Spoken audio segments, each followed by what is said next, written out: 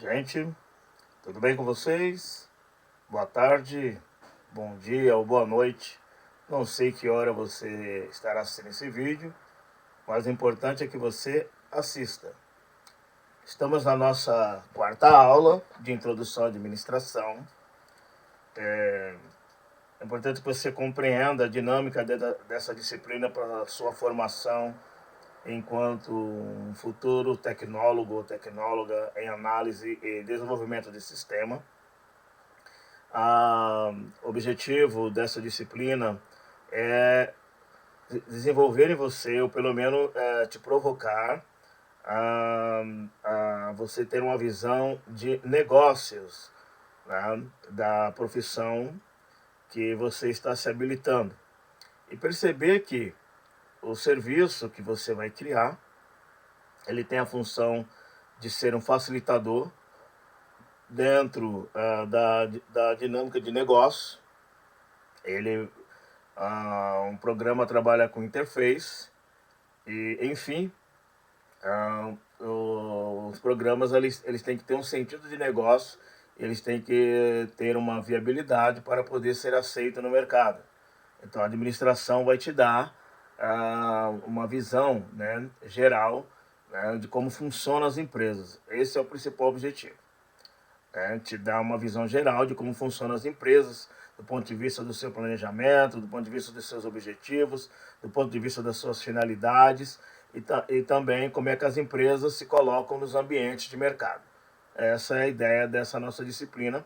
Estamos nessa quarta aula, estamos aqui no aspecto ainda histórico da administração e hoje eu quero trabalhar com vocês sobre a questão das teorias das relações humanas e motivacionais. Se você fizer um resgate da última aula, que nós trabalhamos os modelos gerenciais clássicos, né? Lá com a teoria de Taylor, baseada nas tarefas, a teoria de Fayol, baseado na estrutura, né? A teoria da burocracia de Weber e o mix, né, que Ford cria a partir do estruturalismo. E, na realidade, Ford é o que melhor capta, né, as propostas da administração científica e também da administração pela estrutura, tanto de Taylor e Fayol. E Ford, como foi visto na semana passada, na última aula, Ford ele cria um processo de produção que foi aplicado, né, em todas as indústrias da época e até hoje é aplicado essa ideia, né, do processo de produção que Ford desenvolve.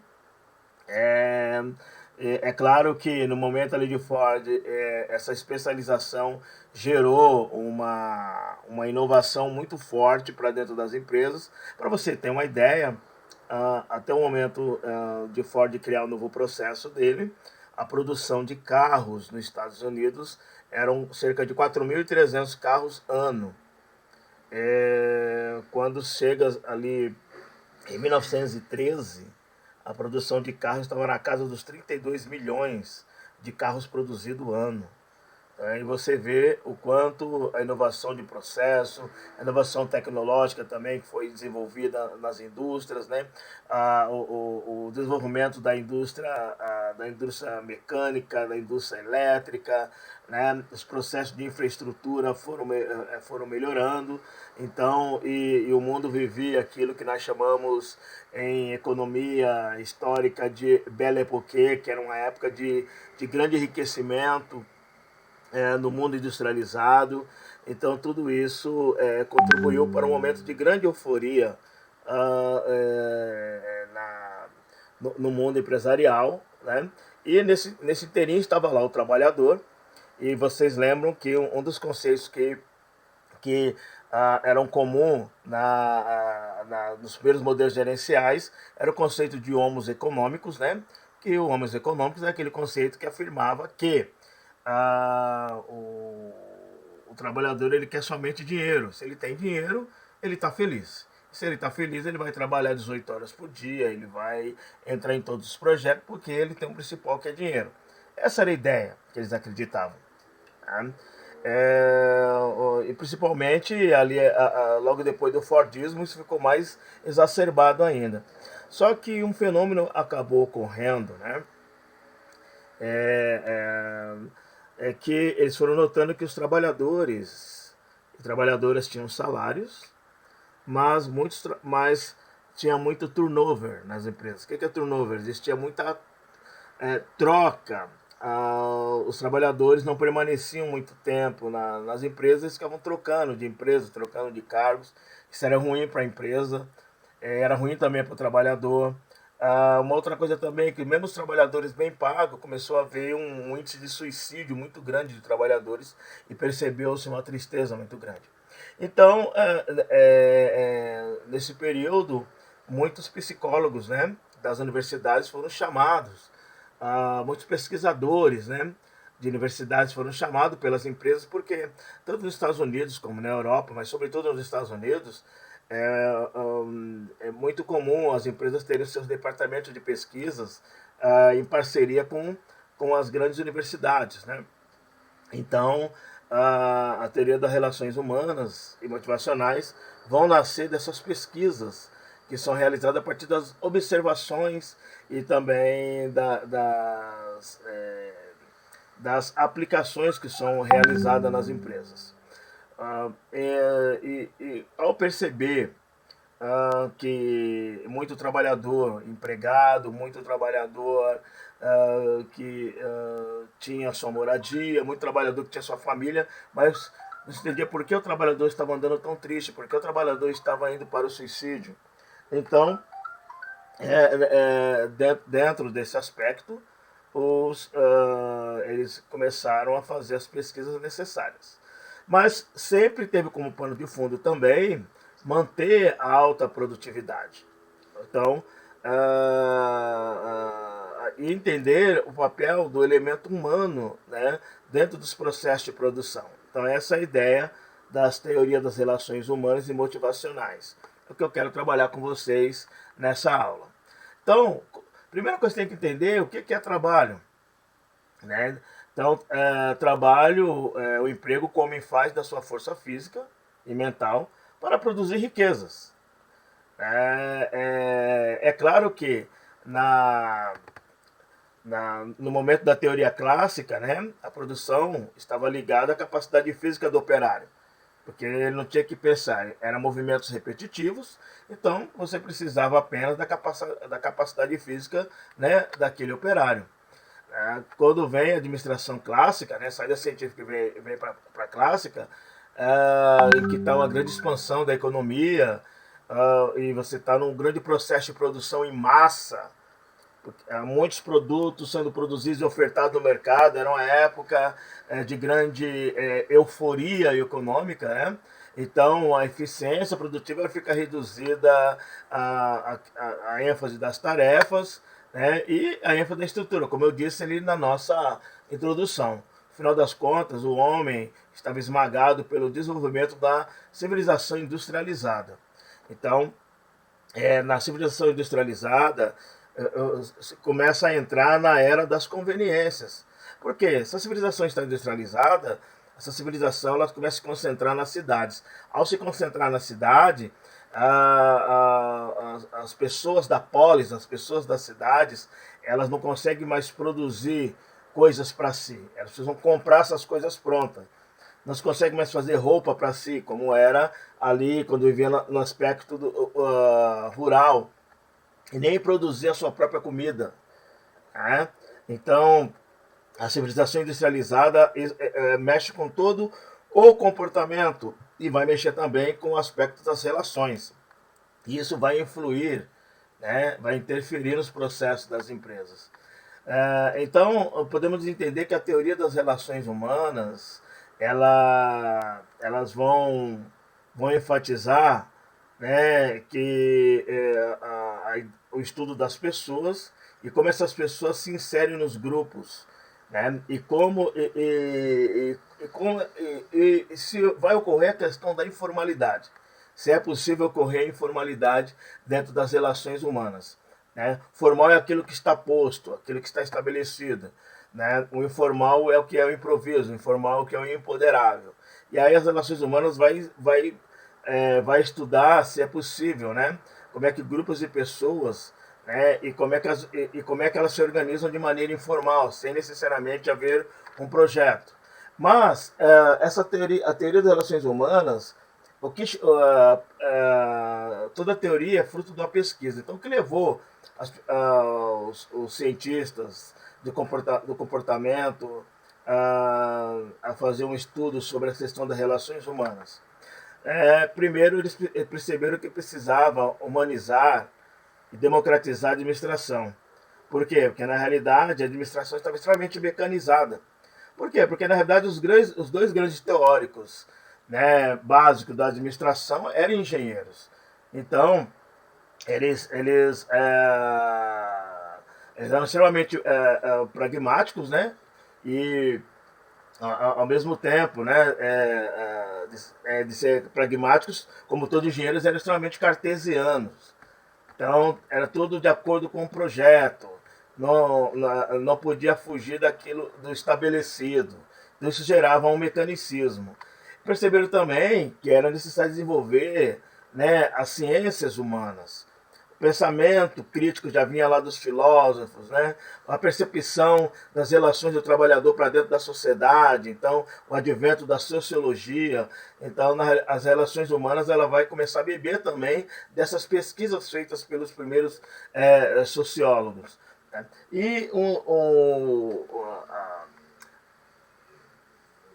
a porta de entrada que desenvolve as teorias das relações humanas, a principal experiência científica que estabelece a teoria das relações humanas é a chamada experiência de Hawthorne, que nós vamos gastar um tempo interessante na aula. E a teoria das relações humanas ela vai fazer uma crítica na abordagem clássica exatamente por causa que a administração clássica mecanizou muito o trabalhador porque tirava dele a sua autonomia. Então, os principais teóricos das relações humanas, temos John Dewey, filósofo pragmático, Kurt Lewin, da psicologia dinâmica, e o principal representante da teoria das relações humanas, George Elton Mayo, que foi o cientista, o professor, né, que organizou a experiência de Hawthorne. Né? Então, está aqui o nosso amigo Elton Mayo, né? Um professor, né, australiano, ele foi muito tempo na Universidade de Harvard, e ele foi contratado, né, por uma empresa chamada Western Corporation, né, ali na região da Califórnia. Essa empresa ela trabalhava com a montagem de relés de telefones, né, então empregava muito mulheres, né, essa indústria. Então a Western Electric, né, eu disse Califórnia, na verdade Chicago, né, perdão, sempre confundo Chicago com a Califórnia, são cidades tão diferentes. E na realidade essa empresa ela tinha um gargalo, ela queria aumentar a produtividade dela e ela percebeu que a fadiga levava ao turnover, ou seja, existia uma troca muito grande, né, de profissionais. E eles achavam o seguinte, a ideia de Elton Mayo, a ideia dele é falar o seguinte, será que o processo de iluminação influi na questão da produtividade? A iluminação, se eu deixar um ambiente mais clean e trabalhar também com algumas outras perspectivas de melhoria de condições físicas, melhoria de condições ambientais, poderia aumentar a produtividade? Essa era a pergunta que a pesquisa estava fazendo. E eles começaram a fazer algumas experiências. Né? Eles pegaram lá 100 moças e elas foram separadas em 10 grupos. Né? E eles foram observando semana a semana. Né? Eliminaram o trabalho ao sábado, melhoraram o ambiente, né, onde essas moças ficavam, na realidade melhoraram a alimentação, e eles foram observando durante 8 meses. Né? Então, isso aqui é uma foto da época, né, dessa experiência, deixaram mais clean, então colocaram, não tinha, não ficavam em locais que tinham janelas que entrava iluminação natural, ficavam em locais fechados, então um local mais clean, mais iluminado, mais limpo, no processo de esteira mais organizado. Então eles foram observando durante 8 meses, né? E aí, quando chegou no 8º mês, eles retiraram todas as regalias. Então eles tiraram o descanso, tiraram as boas alimentações de sopa, café, voltou a trabalhar de sábado. Mas por que veio a surpresa? Porque eles perceberam que, mesmo retirando essas regalias, a produção aumentou. E aí eles não sabiam explicar por que eles achavam que, se melhorasse o ambiente físico, né, aumentaria a produção. Se piorasse o ambiente físico, pioraria a produção. Mas, quando eles perceberam que eles pioraram o ambiente físico da empresa e a produção aumentou, então a pesquisa mudou de lado. Então eles vão saber o que fez a produção aumentar, mesmo mexendo nas condições de trabalho. Então eles perceberam o seguinte, que a integração social é que foi a mola propulsora do aumento da produtividade, porque aquela equipe se integrou a essa integração da equipe, entrou ali para a informalidade, e dessa informalidade as pessoas se comprometeram uma com as outras, e a partir desse comprometimento, eles entenderam que o comprometimento era com elas, depois com a empresa, esse gerou um processo de ligação solidária, de ligação fraterna, né, entre essa equipe, e tudo isso contribuiu, né, e a ideia da mulher poder se abrir com outra mulher, então gerando essa integração social, isso fez com que refletisse na produtividade. Então eles perceberam que, opa, sempre eles investir nas relações humanas, aumenta a produtividade, né? Então, ou seja, eles perceberam que a amizade entre as pessoas é fundamental, naquele momento, é fundamental para, ou seja, a coesão da equipe para o resultado da equipe. Erram as empresas que não promovem a amizade, que não promovem um ambiente de integração e relações humanas, né? Se falarem, não, aqui é relação somente profissional, cada um está aqui para trabalhar. Durante muito tempo as empresas faziam todo mundo numa lei de produção trabalhar calado, e Hawthorne foi provando ao contrário, que não, né? Se você fizer um bom processo de integração e ser um facilitador de amizades, vai gerar aumento da produtividade. Porque o trabalhador, eles perceberam também que o trabalhador não quer somente salário, o trabalhador quer as recompensas sociais. O que são recompensas sociais? Reconhecimento da chefia. Na realidade, a diminuição do assédio. Claro que estamos no século XXI, ainda temos o assédio moral, ainda é um problema crônico nas empresas, né? O que é o assédio moral, gente? É a sua chefia te destratar, é a sua chefia, na verdade, te manipular, é a sua chefia fazer pressão de humilhação, te humilhar em público. Então, quando a chefia ela trata de maneira urbana, de maneira educada, de maneira cordial, de maneira justa, isso é uma recompensa social, né? Porque o funcionário, que percebe que o funcionário não reage como indivíduo, o funcionário sempre reage como grupo. Ou seja, ele vai reagir de acordo com o que o grupo está pensando, com o grupo está agindo e o que o grupo está indicando.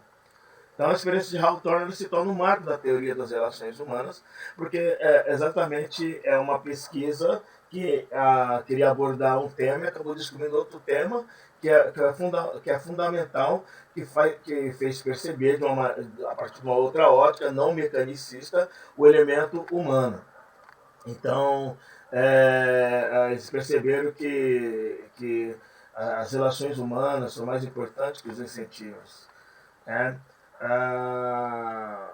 A questão da fadiga psicológica, pressão psicológica, que as mulheres sofriam muito assédio, né, gente? As mulheres eram muito desrespeitadas, né? E também os trabalhadores homens também. Então, à medida que as empresas foram mudando essa concepção, foram percebendo isso, a produtividade vai aumentando. E eles perceberam, então, que ao ajustar o indivíduo à estrutura da empresa, ou seja, eles criaram os chamados departamentos sociais, Aqui, gente, nesse período começa o embrião do desenvolvimento, né, do conceito de recursos humanos. Ainda não estava claro ainda para eles, mas estava saindo da fase do clássico ah, gestão de cartão de ponto para uma gestão humana, né, do trabalhador. Né? Ao fechar os conceitos das teorias das relações humanas, surgiu-se uma outra pergunta, né, dentro dos trabalhadores. O que motiva o trabalhador? O que motiva o trabalhador a permanecer naquela empresa? O que motiva o trabalhador a querer permanecer na sua profissão? O que motiva as relações humanas? O que motiva a busca pela pesquisa? Né? Então, as abordagens administrativas foram evoluindo, já estamos saindo da fase estruturalista, já quase chegando na fase do toyotismo. Né? Então, a motivação consiste em quê, gente? Que cada indivíduo ele tem necessidade, e as necessidades das pessoas variam em intensidade e persistência, porque as pessoas não são iguais. Cada pessoa reage de um jeito, cada pessoa tem seus próprios objetivos. Né? E todo trabalhador, né, ele quer satisfazer suas necessidades, não importa quais necessidades sejam. O que motiva as pessoas, então, é ter as suas necessidades satisfeitas. Então, essa fase é chamada fase do behaviorismo, que é a fase do comportamento do trabalhador. E assim, inúmeros cientistas, inúmeros sociólogos, inúmeros psicólogos estudaram esse tema, mas eu vou dar ênfase a 3 grandes teóricos do behaviorismo, que na realidade eles são os pilares do conceito behaviorista, e a partir deles que foram aperfeiçoados os estudos do aspecto comportamental do trabalhador. Né? Temos Abraham Maslow, Frederick Herzberg e Douglas McGregor. O nosso amigo Maslow, ele desenvolveu o conceito, né, que ele percebeu o seguinte, que todo ser humano ele tem necessidades, mas o ser humano não tem somente uma necessidade, o ser humano tem necessidades. Então, já que o ser humano tem necessidades, ele começou a perguntar o seguinte, mas o ser humano tem necessidades do quê? Quando ele faz essa pergunta, e em ciência, as teorias vão surgir a partir das perguntas realizadas. Porque quando se faz a pergunta é um problema. E esse problema, você vai buscar responder esse problema, responder essa pergunta. E a resposta dessa pergunta é a criação da teoria. E quando Maslow começou a responder essa pergunta de que quais são as necessidades que o ser humano tem, que o trabalhador tem, ele percebeu que as pessoas têm necessidades, e essa necessidade ele didaticamente colocou em 5 níveis. Né? Que é a chamada pirâmide de Maslow. Ele percebeu, olha, as pessoas têm necessidades fisiológicas, as pessoas têm necessidade de segurança, as pessoas têm necessidades sociais, necessidade de estima, necessidade de autorrealização. Bom, mas o que vem a ser isso? Né? Então, ou seja, os chamados fatores motivacionais de Maslow foi dividido em fatores primários e fatores secundários. Então, ou seja, esses 5 níveis de necessidades, sejam no primário ou secundários, no final das contas, né, a pessoa quer satisfazer essas necessidades. A primeira necessidade, que é uma necessidade primária, é a necessidade fisiológica. Todo ser humano tem necessidade, né, de no frio ficar aquecido, de no calor ter refresco, de na fome ser alimentado, de na sede ser saciada, de ter uma alimentação farta, de ter direito ao descanso, ao sono.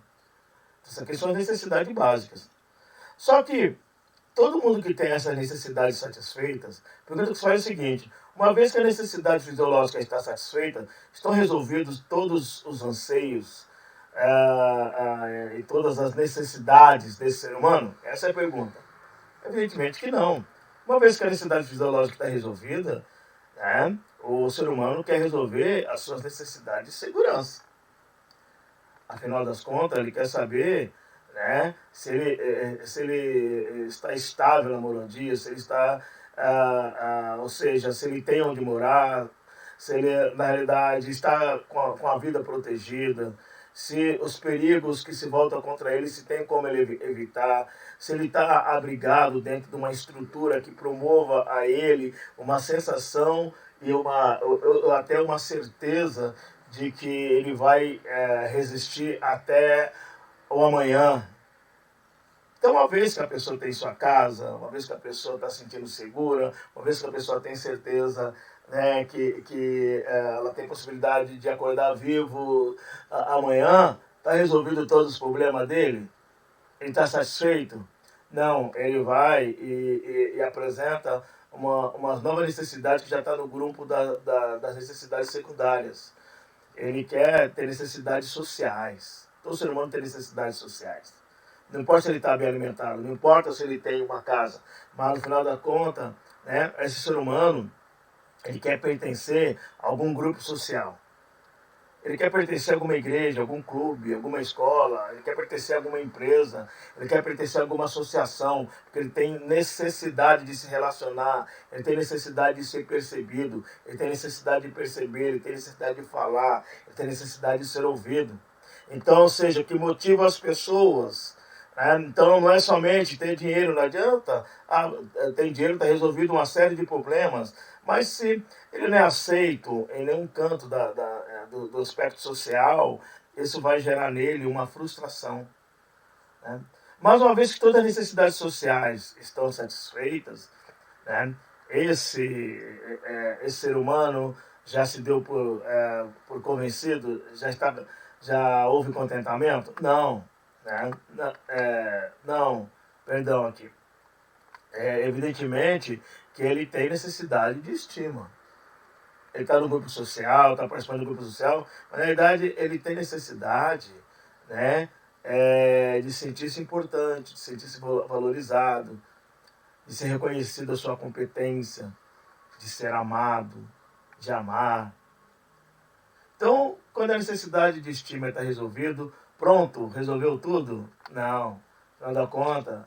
Todo ser humano quer se autorrealizar, né? Na realidade, é aquele desejo de renovar o seu potencial, ou seja, é chegar na profissão que imaginou, é estar com a pessoa que imaginou, é estar morando no local que imaginou, então é aquela autorrealização. E quando se autorrealiza, parou aqui? Não, na realidade ele vai buscar outras necessidades no campo fisiológico, no campo da segurança, no campo social, no campo da autoestima, no campo da autorrealização. Por quê? Porque o ser humano, o que mais eu percebi é que o ser humano tem necessidade o tempo todo de estar motivado, seja nas necessidades primárias, seja nas necessidades secundárias. Depois de Maslow, né, nós temos aqui um outro teórico, Herzberg. Ele colocou um artigo, né, em Harvard, muito interessante. E ele faz a seguinte pergunta: mas que motiva os empregados? Mas ele refinou mais ainda a pergunta. Ele quis perguntar o seguinte: ele pegou um grupo de profissionais e perguntou: você está satisfeito com o seu cargo, com a sua profissão? E aí ele faz uma segunda pergunta: você está satisfeito com a empresa que você trabalha? E ele entendeu o seguinte, que a satisfação plena de um trabalhador vai depender de dois fatores: de estar satisfeito com o seu cargo e estar satisfeito com a sua empresa. Se houver desequilíbrio nesses dois fatores, esse profissional ele está insatisfeito, mexe na produtividade e vai gerar turnover. Então, Herzberg desenvolveu a chamada teoria dos dois fatores, em que ele chamou de fatores motivacionais, ou chamados satisfacientes, né? Aquele fator em que ele pergunta, né, como a pessoa se sente em relação ao seu cargo. Se ela está contente com o cargo, a profissão que ela exerce. Eu, por exemplo, até os 36 anos, eu estava satisfeito em ser executivo de finanças. Mas quando virou para 37 anos, eu comecei a entender que não era isso que eu queria, não. E aí, quando chegou, eu estava insatisfeito com a minha profissão. Ao estar insatisfeito com a minha profissão, fui buscar uma nova profissão. Foi quando, aos 38 anos, eu me torno professor. Né? Na realidade, eu abandono a profissão de executivo financeiro em multinacionais que eu trabalhava e entro no desafio de uma nova profissão, recomeçando do zero, uma profissão totalmente nova para mim. Fui buscar me preparar, né? Para desenvolver as competências de professor, e cá estou eu aqui. Porque um dos fatores motivacionais profissionais meu não estavam satisfeitos. Então, quando se fala nos fatores motivacionais do cargo, o trabalho em si me agrada, o trabalhador se sente realizado no exercício dessa profissão. Como é que está o nível de reconhecimento, né, do meio social que ele está inserido? Essa profissão dele tem possibilidade de progressão profissional? E qual é o nível de responsabilidade dessa profissão? Então, tudo isso gera equação. E se o resultado for negativo, esse profissional estará desmotivado. Se for positivo, ele vai estar motivado. Esse é o primeiro fator. Mas tem um segundo fator, chamado fator higiênico, ou insatisfacientes, que vai verificar como é que a pessoa se sente em relação à empresa que ela trabalha. E isso é uma das coisas mais complicadas que existe, porque normalmente as pessoas estão insatisfeitas com a empresa que trabalham. Por quê? Porque, né, elas questionam, ela vai estar satisfeita se as condições de trabalho forem dignas e justas. Se a administração da empresa é voltada, né, para a valorização do trabalhador, se entende o trabalhador como um capital humano, como o elemento principal da empresa, se os salários são justos, se as relações hierárquicas da empresa são justas, e se os benefícios sociais, ambientais, mas sobretudo os benefícios sociais envolvem ambiente, relação, condições de trabalho, né, são condições que geram satisfação a esse trabalhador. Na realidade, tal como na época dessa pesquisa nos anos 60, como também hoje, nos anos 60 do século XX, e hoje, nos anos 20 do século XXI, a maioria das pessoas, elas estão insatisfeitas com a sua profissão, insatisfeitas também com a empresa onde elas trabalham. Então, nós ainda estamos no desafio de resolver o problema do grande índice de tristeza profissional. Quando eu saí, deixei a profissão de executivo financeiro, me tornei professor, eu passei, evidentemente, por universidades privadas, passei pela FATEC, né, e hoje eu estou no Instituto Federal, já há 5 anos no Instituto Federal. Hoje, eu posso dizer para vocês que hoje eu estou satisfeito com o meu cargo, estou satisfeito, né, com a instituição onde eu trabalho. Por quê? Porque todas as vezes que um desses fatores aqui, eles me deixavam insatisfeitos, eu rompia. Quando a profissão me deixou insatisfeito, eu rompi com a profissão. Quando a empresa me deixou insatisfeito, eu rompi com a empresa. Né? Porque os dois fatores têm que estar equilibrados para que o trabalhador esteja plenamente motivacionado. O que vai deixar o trabalhador, né, motivacionado se os fatores motivacionais e os fatores higiênicos estiverem plenamente satisfeitos.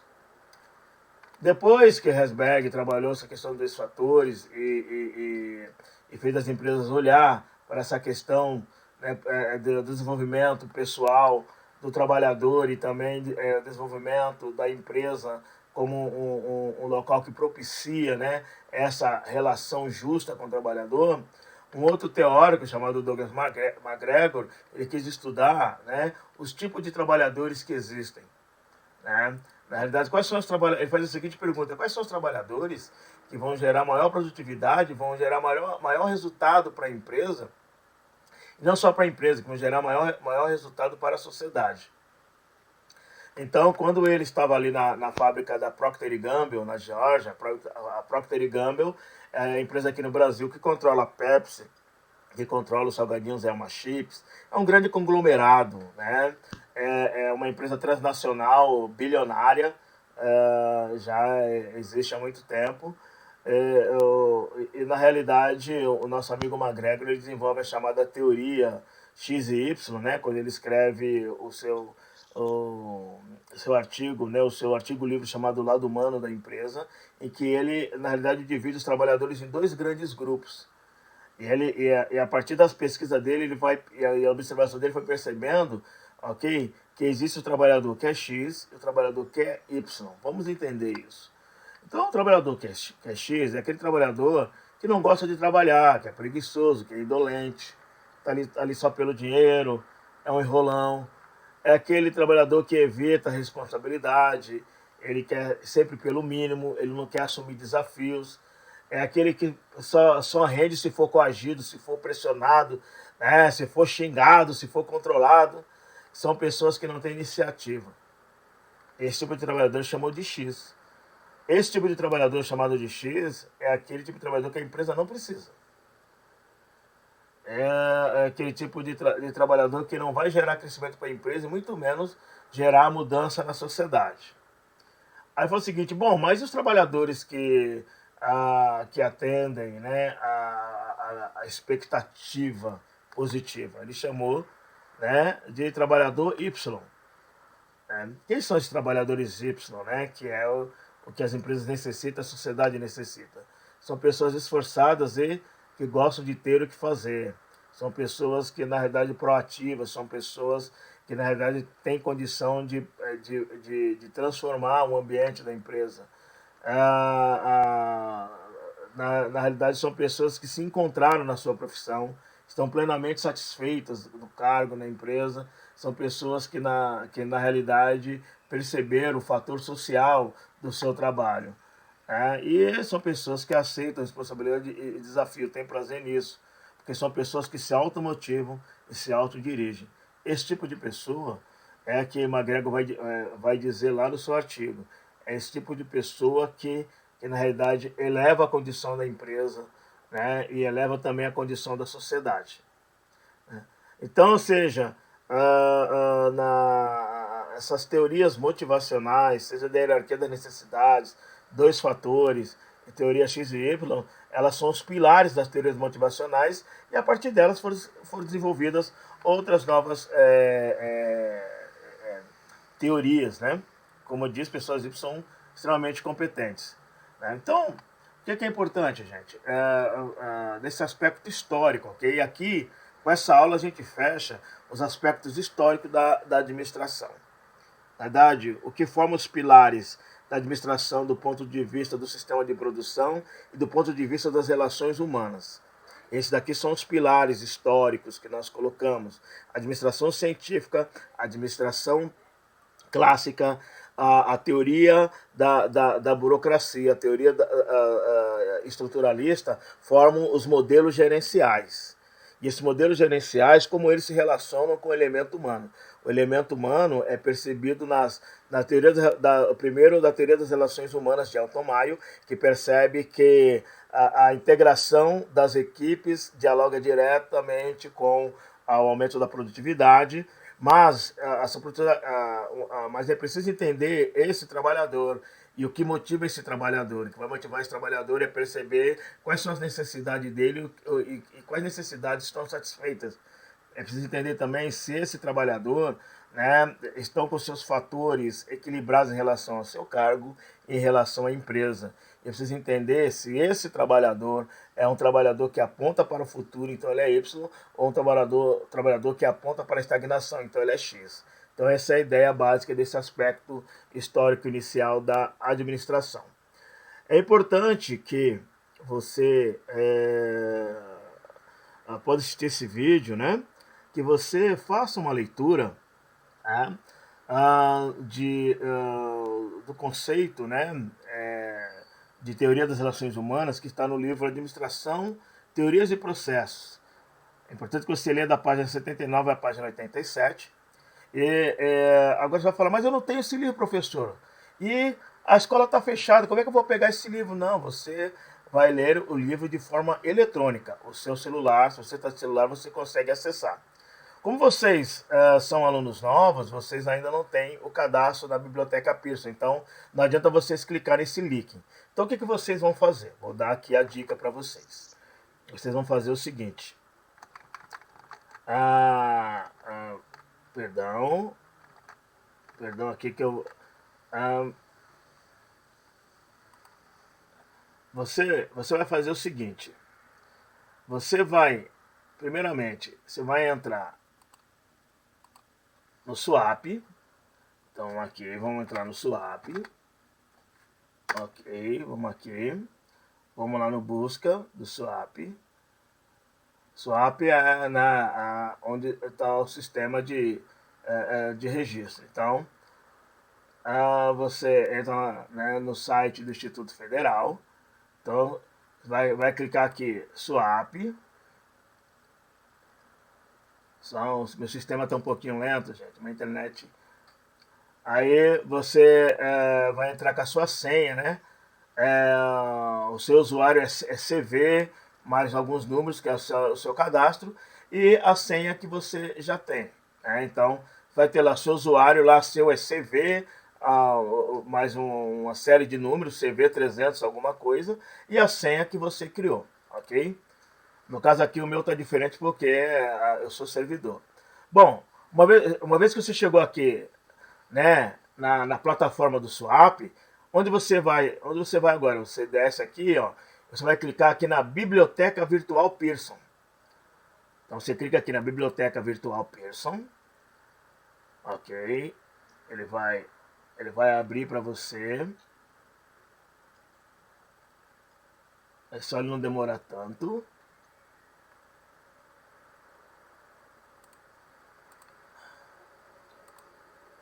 Ok, então ele abriu.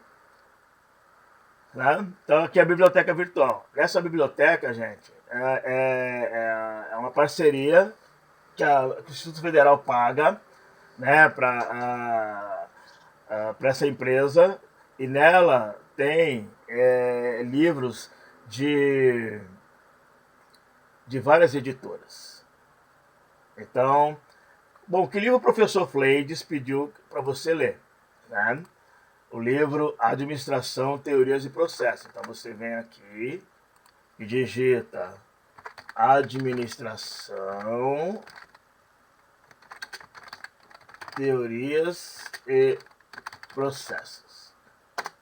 Vamos lá.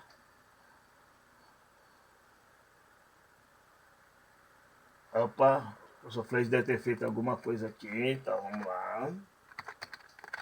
Administração, Teorias e Processos. Vamos lá. Meu filho, olha ele aqui, ó. Aqui, ó. Administração, Teorias e Processos. Só você lembrar, vai ser o livro que vai ter aqui a foto dos principais teóricos da administração. O que você faz? Você clica nele, né? Aí a gente faz agora, professor. Clica em ler agora. Bom, como você quer ler esse livro? A melhor forma é você ler em forma de PDF, que assim não vai deixar tão pesado para você. Clica aqui em ler em PDF, ele vai carregar o livro. Ok, carregou a capinha dele.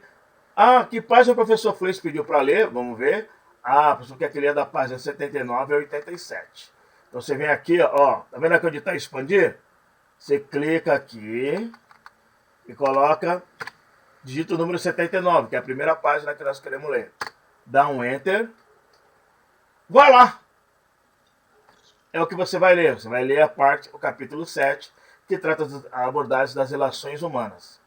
Faça a leitura né, desse texto para você internalizar, né, essa aula da teoria das relações humanas e as teorias motivacionais. Ok, gente? Então é isso aí. Tenham uma ótima semana.